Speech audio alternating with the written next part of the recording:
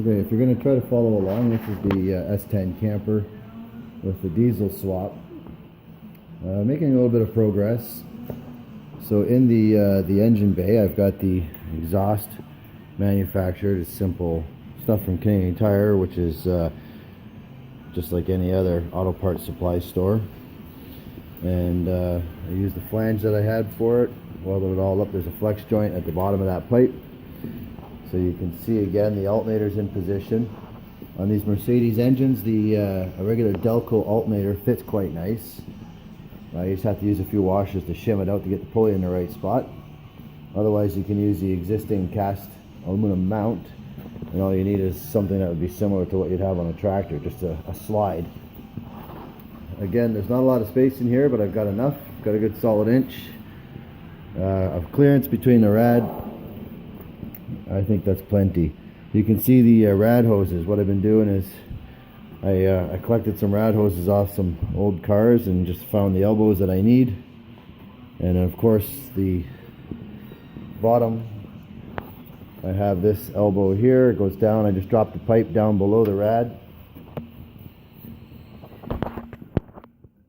You can see I clear the pulley. I like to have a low spot for when I need to drain it eventually. And I'll just fasten that with a couple of clamps to hold it in position. Again, the transmission cooler's in place. Rad's in place. Power steering, I haven't done the power steering lines yet.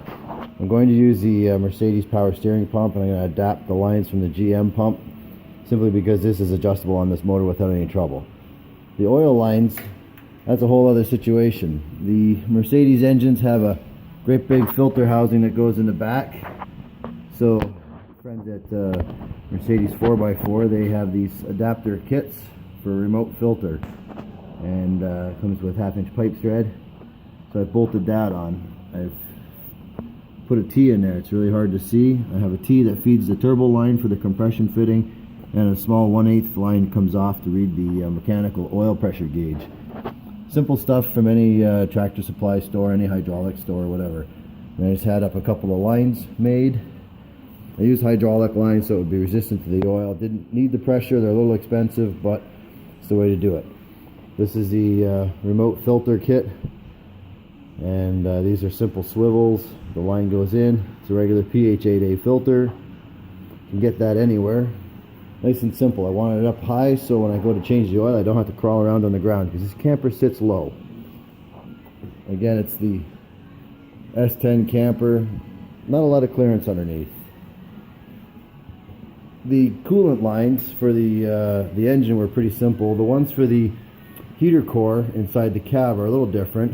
There's some clearance issues in around here. There's a modulator valve on the back of the injection pump, which is used for the automatic transmission. I want to keep that because I'm running an automatic.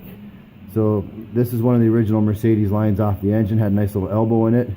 I've used a piece of conduit, just an elbow from the hardware store, and brought the lines around the fit. On this side over here, the water pump, that one there, with a little bit of help, can slip right on.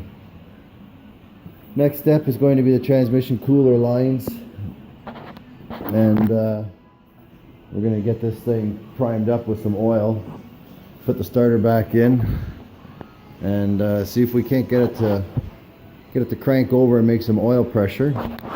And if that works, I'm going to go for a start. I'll let you know how we make out.